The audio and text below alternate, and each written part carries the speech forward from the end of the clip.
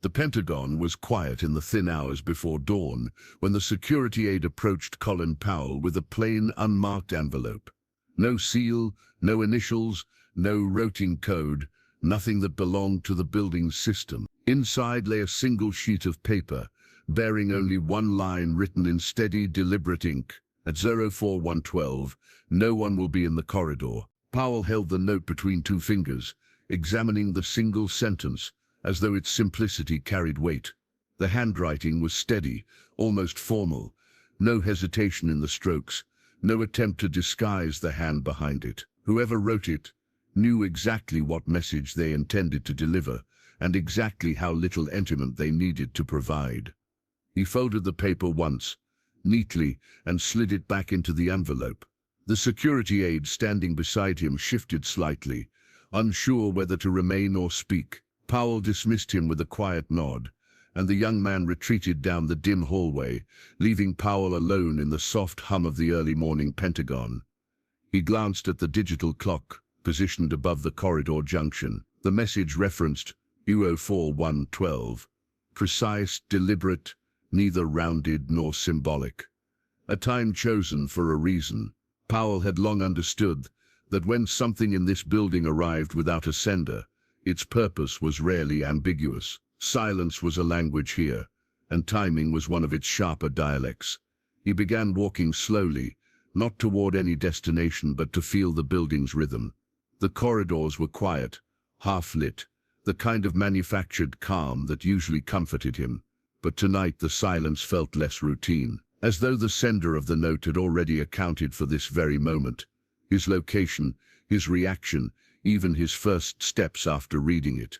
Powell's footsteps settled into a measured cadence as he moved deeper into the corridor network, the muted hum of ventilation accompanying him like a slow mechanical pulse. He wasn't searching for anything specific yet, only observing, registering small deviations that a less trained eye would pass over. A half-closed office door, a misplaced maintenance cone, the faint scent of stale coffee drifting from a room no one had used tonight. The Pentagon's equilibrium rarely changed without intention.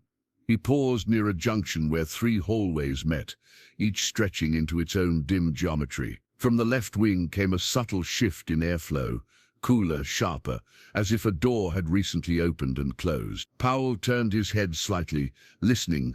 Nothing moved now, but something had moved. He was certain of it. He checked the time again, 03:53.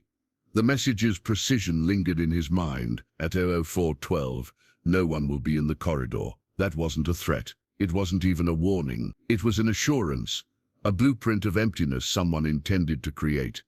Powell stepped toward the source of the airflow, passing under a stretch of lights that flickered at half-strength. A cleaning cart sat parked neatly against the wall, but the mop handle was angled outward, as though set down in haste. Nearby, a clipboard lay face down on the floor, its attached etiquette flapping softly in the draft. Someone had left quickly, too quickly for routine. Powell knelt, turning the clipboard over. The checklist belonged to a custodial worker assigned to this wing. Last completed entry, 03:42. 10 minutes before the envelope arrived, someone was clearing the corridor already. Powell placed the clipboard back where he found it, aligning it with an unconscious precision. Disorder in this building was rarely accidental. Even the smallest misplacement carried the weight of interruption. He stood again, letting his eyes adjust to the muted lights as he scanned the length of the hallway. The air carried a subtle vibration, residual movement, the kind left behind when someone passed through seconds earlier. He moved forward, following the faint drift of cooler air that leaked from a door at the far end. It was slightly ajar, held open by the width of a single keycard stuck beneath the frame. Powell approached slowly, studying the object before touching it. The card was flipped upside down, name strip hidden. An intentional concealment, not careless, not panicked. He nudged the door open. The room beyond was a narrow administrative space used mostly for storage and overflow personnel. A desk lamp had been left on, casting a small pool of light across scattered forms and half-sorted files. One chair was pulled out, positioned at an angle as though someone had risen quickly, but not abruptly. Powell noticed a second detail, a jacket draped neatly over the back of the chair, the kind of neatness someone leaves behind when they expect to return. He checked the room's side window, sealed, undisturbed, no alternative exit. Whoever had been here stepped out less than a minute before he arrived. He looked back at the keycard lodged beneath the door. Without turning it over, he knew one thing. The person clearing the corridor wasn't hiding their presence. They were marking their path and letting him follow it. Powell lifted the keycard from the floor and turned it over between his fingers. The magnetic strip was clean, unscuffed, recently used. But the name field had been deliberately scratched, not gouged, not damaged, just enough to blur the text beyond recognition. It was a careful erasure, the kind performed by someone who understood exactly how much to remove without drawing suspicion from automated scanners. He slipped the card into his pocket and stepped back into the hallway. The air had settled again, but that static quiet no longer felt natural. Powell knew buildings had rhythms, movement cycles, environmental patterns, human traces. Tonight, each pattern seemed displaced by a fraction, as if someone had nudged the entire structure a degree off-center. The time, 11 minutes until the corridor would be empty, or so the sender promised. Powell walked slowly toward the central spine of the wing, the kind of deliberate pacing that let him listen to the building as much as observe it. The lights overhead flickered once, then stabilized. A ventilation grate rattled briefly before becoming still. Small signals, too small for an untrained observer, but each one carried the residue of recent activity. Near the intersection, Powell noticed a reflection on the waxed floor, a narrow, wavering line stretching from one wall to the opposite. He crouched. It wasn't moisture, it wasn't residue, it was heat distortion, the kind left when a warm object, perhaps a cart, perhaps equipment, had been moved quickly across the surface. He rose and followed the faint trace toward the south corridor, where the distortion faded near a fire door. The door was closed, but the push bar held the warmth of a recent touch. Someone had passed through only moments earlier. The corridor was being emptied with precision, not for secrecy, for timing. Powell pressed the fire door's push bar and entered the adjoining corridor, a narrower passage used mainly for internal transfers, rarely trafficked, easily overlooked. The temperature dropped slightly as he stepped inside, the kind of chill caused not by malfunction, but by a door having remained open somewhere just long enough to disrupt the airflow. Someone was moving with intention, shaping the building's patterns as they went. He advanced slowly, the lights overhead dimmer than in the main wing, casting long, pale rectangles across the floor. About halfway down, a subtle indentation marked the dust along the wall, a shoulder-level smear, where someone had leaned briefly, perhaps to listen, perhaps to wait. The gesture carried discipline. A person moving carelessly would have left more than a single controlled imprint. He traced the corridor with his eyes and noticed something else.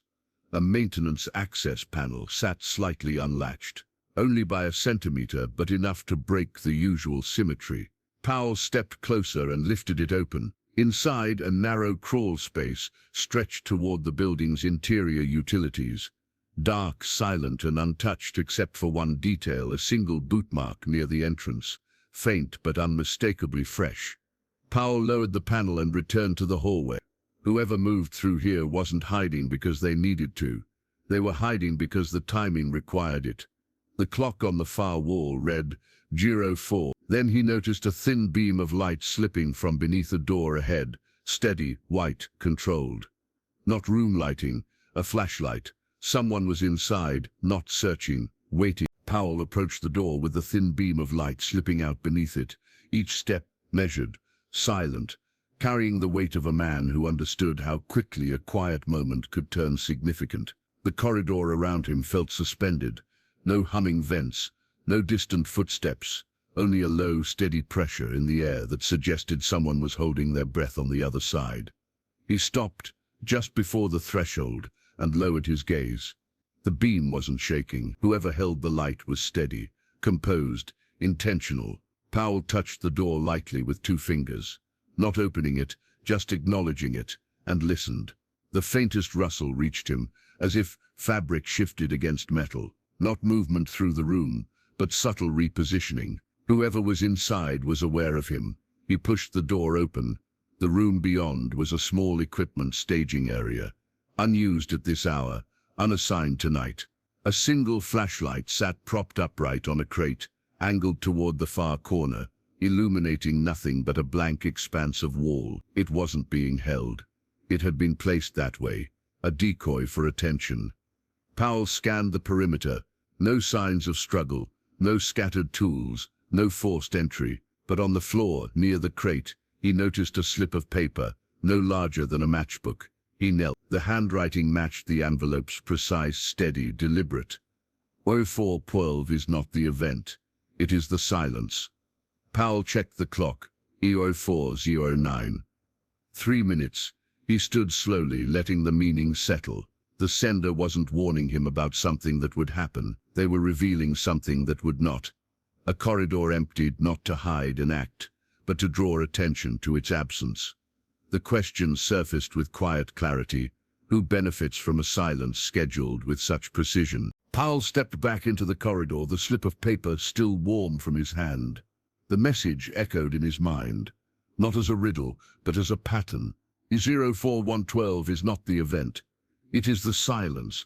Someone wasn't orchestrating a moment of action. They were orchestrating a moment of vacancy, absence as an instrument, stillness as a signal. He moved down the hallway with quiet purpose, the entirety of the wing growing unnaturally calm. Doors that were usually cracked open during night rotations were now firmly shut. Monitors that often glowed faintly from unsupervised terminals had gone dark. Even the ventilation seemed muted, as if someone had dampened the building's own breath. At the central intersection, Powell stopped. This was the corridor that should have held at least 4 people on duty. 2 security sweeps, 1 comms runner, 1 maintenance tech. Yet it stretched before him like an abandoned artery, empty, still, and waiting. He checked the clock. 0410. 2 minutes left.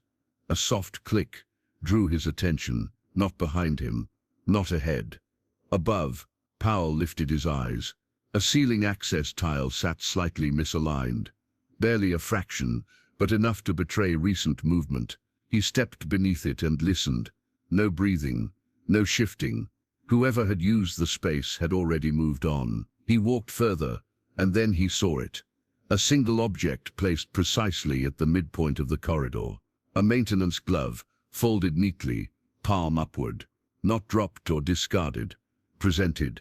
Powell crouched beside it. The spotless surface, the lack of dust along its edges, the perfect positioning.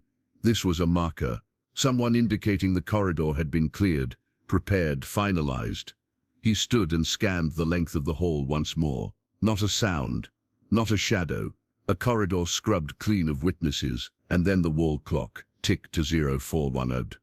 1 minute until the promised silence became complete. The corridor's final minute began with an almost imperceptible shift, like the building adjusting itself in anticipation. Powell stood motionless, letting the silence deepen, waiting not for a sound but for the absence of one. It was a different kind of tension, the kind that came not from threat but from design. Whoever orchestrated this moment depended on precision, and precision rarely arrived without purpose. He advanced slowly, his footsteps barely brushing the waxed floor. At the far end of the corridor, an operations door, normally sealed at this hour, sat cracked open just enough to reveal a sliver of darkened room beyond. No lights, no movement, yet the door wasn't drifting or loose. It held its position as if placed there for him to notice. Powell approached, pushing it open with a steady hand. Inside lay a small observation space, lined with dormant monitors and inactive comms equipment. Nothing was powered on. Nothing indicated recent use. But on the central desk sat a folded piece of paper, positioned with meticulous intent. He unfolded it. A single timestamp stared back at him. 0412 underlined once. No words, no instructions, just the time itself, presented like a signature. Powell checked the wall clock. At that exact second, the corridor behind him shifted. Lights dimming by a single degree, ventilation pausing for the length of one breath. The distant hum settling into a perfectly even rhythm. The promised silence had arrived. Powell looked again at the timestamp, then at the dormant equipment. This wasn't about hiding an action. It was about coordinating an observation. Someone wanted him in this room, at this moment, with the corridor empty and the building holding its breath. He stepped back into the doorway, scanning the silent hall. Nothing moved. Nothing changed. And yet Powell felt something quiet but unmistakable settle into place, as though a larger sequence, long in motion, had just aligned another of its pieces. Powell stood in the doorway, the silence stretching out with deliberate weight. The corridor remained empty, perfectly still, as if the entire wing had been instructed to pause. He folded the paper with the underlined timestamp and slipped it into his pocket, feeling its thin edge press against the fabric, an object without explanation, yet precisely delivered. He took a final look at the darkened room behind him. Whoever set this moment in motion hadn't asked him to act, speak, or decide. They had asked him to notice. A scheduled emptiness, a designed pause, a silence placed exactly where it needed to be. Powell stepped back into the hallway, his footsteps echoing softly now that the building's systems were returning to life. Lights brightened by a fraction. Ventilation resumed its quiet pulse. The normal rhythm reasserted itself, as though nothing unusual had passed. But Powell knew better. Routine didn't bend on its own. Someone had shaped this night with careful precision. As he walked away, the folded note felt heavier in his pocket, not because of what it said, but because of who expected him to understand it.